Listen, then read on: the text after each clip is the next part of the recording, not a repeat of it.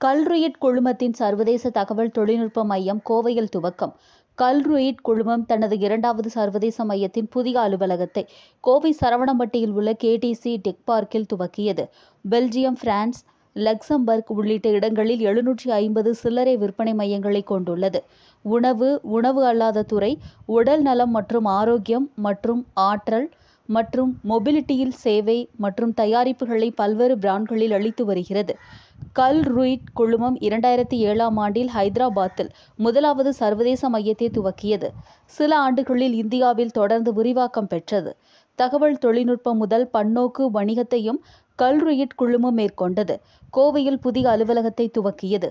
இந்தியாவிற்கான பெல்ஜியம் நாட்டு தூதுவர் டிடியர் வாண்டர் ஹெசல் தலைமை விருந்தினராக பங்கேற்றார். கௌரவ விருந்தினராக கோவை கேஜி மருத்துவமனையின் தலைவர் பத்மஸ்ரீ டாக்டர் ஜி பக்தவச்சலம், கோவை மாநகர காவல்துறை ஆணையர் வி பாலகிருஷ்ணன் கௌரவ விருந்தினர்களாக பங்கேற்றனர். கல்குயிட் இந்தியா குழுமத்தின் நிர்வாக இயக்குனர் ஹரி சுப்பிரமணியன் பேசுகையில், கோவையில் புதிய அலுவலகத்தை துவக்குவது மிகவும் முக்கியத்துவம் வாய்ந்தது. எங்களது குழுமத்திற்கு கூடுதல் மதிப்பை ஏற்படுத்தியுள்ளது. அனைத்து திட்டங்களிலும், யுக்திகளிலும், டிஜிட்டல் மயமாக்குவதிலும், மாற்றத்திலும் கவனம் செலுத்தும்.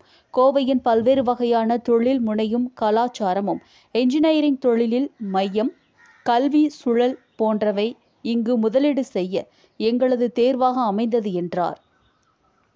கல்ருயிட் குழுமத்தின் தலைமை தகவல் அதிகாரி பீட்டர் வான் பெலிங்கன் கூறுகையில், கல்ருயிட் குழுமத்தின் இந்திய வளர்ச்சியை கோவையில் துவக்கப்பட்டுள்ள அலுவலகம் மேலும் உயர்த்தும். கோவையில் எங்களது பயணம் மாபெரும் வெற்றியை தரும் என்று நம்புகிறோம் என்றார்.